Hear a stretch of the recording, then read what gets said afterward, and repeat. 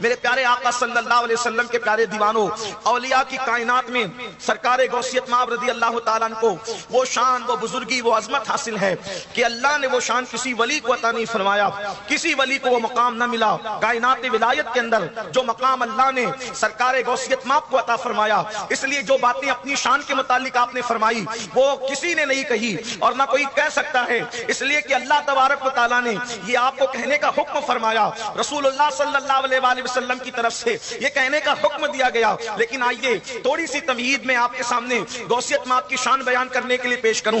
امام اہل سنت نے سرکار غوثیت مآب کو مصطفیٰ جان رحمت کے تنے بے سایہ کا سایہ کہا ہے، یعنی وہ ذل مصطفیٰ جان رحمت ہے۔ اللہ اکبر! اسی لیے غوث پاک خود فرماتے ہیں کہ میں نائب نبی ہوں، اللہ کے رسول صلی اللہ علیہ وآلہ وسلم کا نائب ہوں، اور سرکار غوثیت مآب رضی اللہ تعالیٰ عنہ فرماتے ہیں کہ اللہ نے مجھے ان کا نائب بنا کر کے بھیجا ہے۔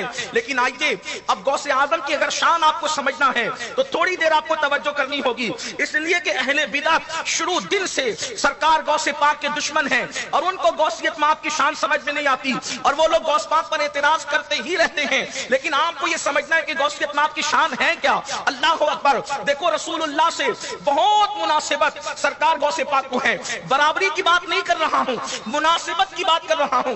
آپ برابری اور مناسبت میں فرق سمجھتے ہیں۔ اللہ اکبر! حضور کے برابر تو کوئی نبی بھی نہیں ہو سکتا، چاہے جائے کہ کوئی ولی ہو۔ اللہ اکبر! تو حضور علیہ السلام سے ان کو مناسبت ہے کیونکہ غوث پاک فنا فی الرسول تھے، اپنے نانا کی ذات میں فنا تھے اور اس قدر فنا تھے کہ اللہ اکبر! حضور سیدنا مخدوم اشرف جہانگیر سمنانی رضی اللہ تعالیٰ عنہ کا قول ہے کہ سرکار غوث پاک کے بدن پر مکھی نہیں بیٹھتی تھی، غوث اعظم کے بدن پہ مکھی نہیں بیٹھی، اور آپ کے جسم سے مشک کی خوشبو آتی تھی۔ اور فضلات کے حوالے سے جو رسول اللہ کی حدیث میں حضور کے لیے پڑھتے ہیں وہ سرکار غوثیت مآب کے لیے دیکھنے والوں نے دیکھا تو آپ کے شہزادے حضرت سیدنا عبد الجبار قادری الگیلانی نے عرض کیا، بابا جان جو حدیث میں ہم رسول اللہ کے لیے پڑھتے ہیں کہ بدن پہ مکھی کا نہ بیٹھنا، اسی طریقے سے مشک کی خوشبو جسم سے آنا، اسی طریقے سے فضلات کے حوالے سے، تو سرکار غوث پاک نے فرمایا عبد الجبار عبد القادر کبھی تھا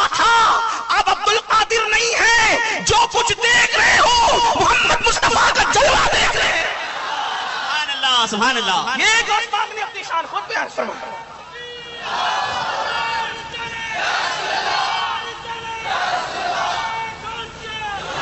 جملے میں لذت کیا ہے؟ فرماتے ہیں عبد الجبار عبد القادر کبھی تھا اب عبد القادر نہیں ہے، جو دیکھ رہے ہو جلوہ مصطفیٰ جان رحمت دیکھ رہے ہو۔